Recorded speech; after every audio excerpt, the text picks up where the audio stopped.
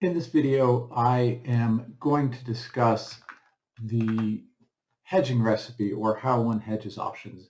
And I'm going to use a spreadsheet to do this. This spreadsheet you will start to use a little bit later in the course. We'll do some more videos on it. But this spreadsheet allows you to think about positions and options, and hedge their hedges and so on, and see how things behave.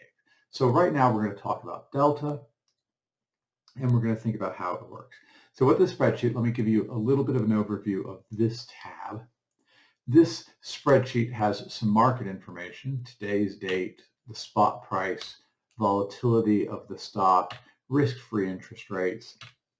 It allows for a dividend yield. We'll set that to 0 and we'll leave it that. It's also got a summary of our portfolio.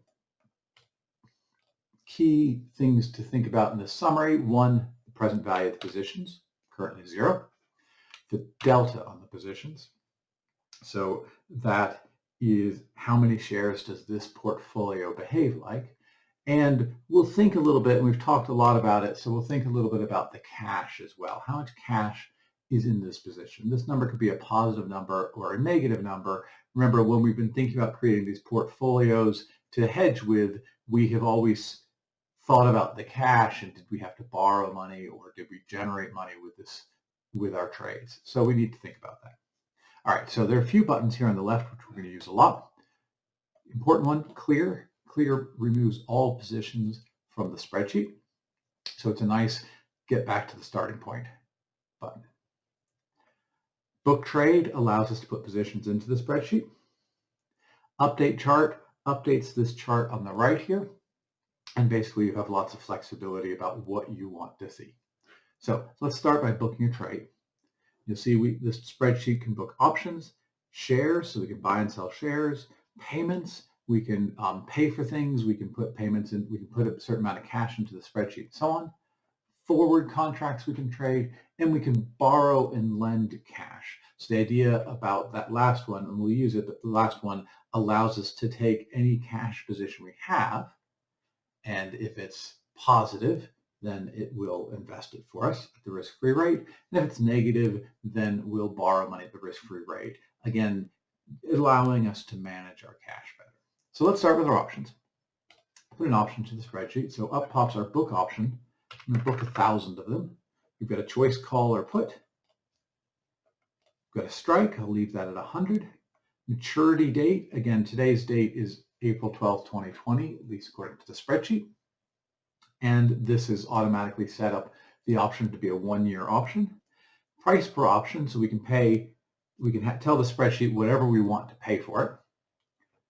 Down here below is displayed the fair value using the Black-Scholes-Merton model of the option we have. So if we change this to a put with a strike of 102, you'll see the fair value of that option is $6.45. So let's go back. Put our call option in. So if we click on the fair value, if we use the fair value, then what you would expect is that when we enter this position, when we book these options, what it's going to do is it's going to put the 1,000 options into the spreadsheet, and it's going to have you pay for them. What it's going to have you pay is 1,000 times $10.45. So let's click OK, and let's see what is in our spreadsheet now. So the spreadsheet contains the options. Those are worth, again, this is our present value row, $10,450.58. So that is the price of the option, the fair value of the option times 1,000. And then we paid $10,450.58. Net present value, 0. If we look down at this cash, you'll see we've got a negative cash balance. Why? Because we paid some money. We didn't have that money, so we have a problem. We can borrow and lend cash, and if you'll see, it's set up so that it will borrow and lend the right amount of money. Let's pull this down a little bit. You'll see we were short cash, $10,450.58. It has automatically set this up so that you borrow the amount of money you need, short cash, therefore we have to borrow some money, and it's set up to borrow it for a day at the risk-free rate.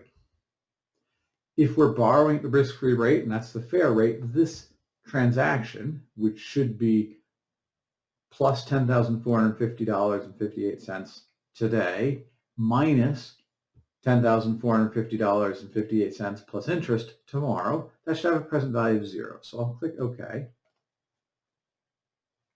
And you'll see there's no cash now in our spreadsheet. Why? We had the negative cash balance because we paid for the options. Now we borrowed the money we needed to pay for the option. There's no cash left. Okay, so in the grand scheme of things, that didn't really matter, but in terms of our present value, but it helps us manage our position. All right, well, let's see what this looks like. So I'm going to update the chart. The chart is set up, defaults to a value chart with a low price and a high price. So this is going to show me what the value of my portfolio is between stock prices of 50 and 150. So let's click OK and see what we've got.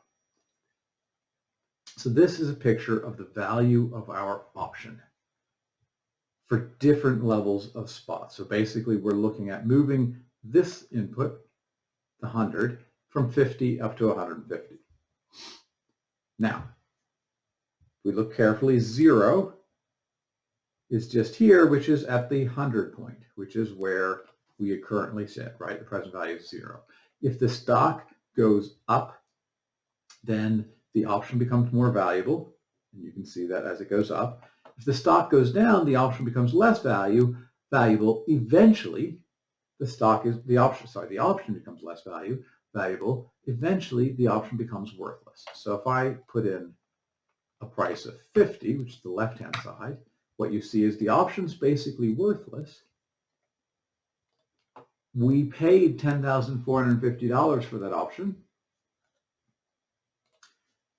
which means we've lost the $10,450.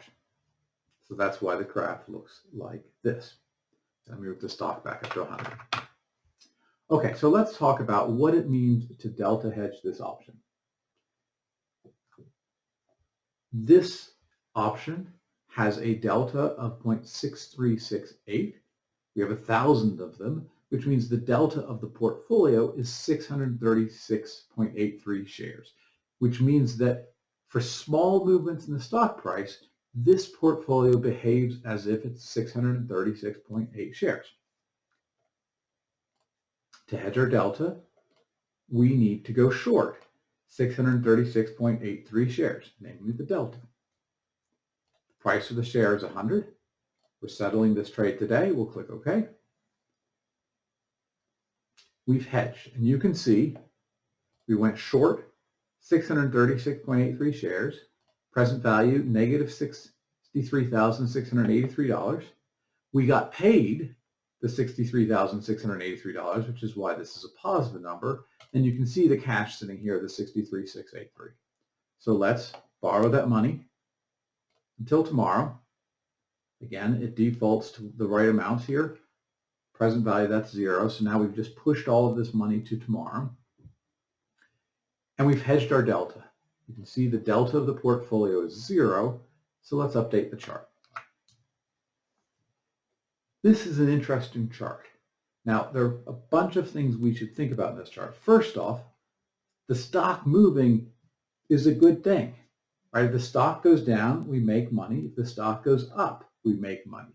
The delta right now is 0. The delta is the slope of this curve. Right now, the delta is 0. We're sitting right here. And if you go back to your Finance 2010 or a calculus course, you'll remember when the first derivative is 0, we've either got a local max or local min. In this case, we've got a local min, right? This is the portfolio value of our portfolio. Right now, it's 0. And we can see it with a stock price of 100. Right now it's 0. If the stock moves in either direction, we make money. And let's just validate that. So let's make the stock go down to 95. We're watching our present value formula. And we make $244. Stock goes up to 100. Let's move it back to 100. Again, back to zero. Stock goes up to 105, make $223. We make money no matter which direction the stock goes. Okay, let's clear out our positions. And I want to look at a slightly different one. Go book a trade and go book an option. I'm going to go short 1,000 call options. Present value is 0. I'm going to hedge the delta. Or hold on, before we hedge the delta, let's just update our chart, see what this looks like. We're short a call. We're sitting, here's the 0, we're sitting here at 100. Stock goes down, we make money. How much money can we possibly make? $10,450. Stock goes up, we're going to lose money. Let's hedge our delta. Let's get rid of our cash position. That time we had to borrow money before we deposited money because we generated cash. This time in order to put on these trades, we had to borrow cash. And let's update our chart. I'm just hitting enter. When I click update chart, if I hit enter, it just updates the chart automatically for me. And now we've got the opposite position, right? We flipped our position. Before we were long options, hedged our delta, we had a smile. Where we were at the moment was a local minimum. Now we have sold options, we've hedged our delta, and we've got a frown. Where we are right now is a local maximum. If the stock moves in either direction, we lose money. Let's check. Right, we lost money when the stock went down. We lose money when the stock goes up. Either direction the stock moves, we lose money.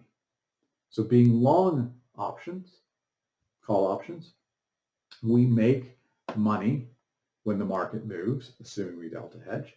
Being short options, call options in this case, we lose money if the market moves. Now I want to do one more thing here. Let's clear this position. Let's sell 1,000 options, but this time 1,000 puts at the fair value. We're going to hedge our delta. Number of shares, we sell 363 shares. Our delta is now hedged. I will clear up my cash, borrow and lend cash, 5%. In order to do this, we generated $41,000 of cash. Put a negative amount in here. We're lending money, $41,000 for a day. And let's update the chart.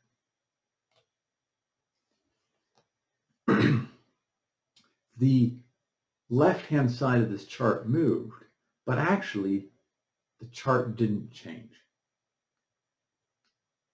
So being short or long, but being short a delta hedged call option is exactly the same as being short a delta hedged put option. Being long a delta hedged call option is exactly the same as being long a delta hedged put option. And if you think about it, if we go back to our properties, you'll recall that with options with put call parity, we could buy a call option and turn it into a put option through a forward contract, or we could buy a put option and turn it into a call option through a forward contract through put call parity, and we're actually seeing the same thing here. Now, we're going to spend a lot more time in the spreadsheet for the rest of this class, and so over the next couple of videos, we will explore the spreadsheet more and learn how to use it.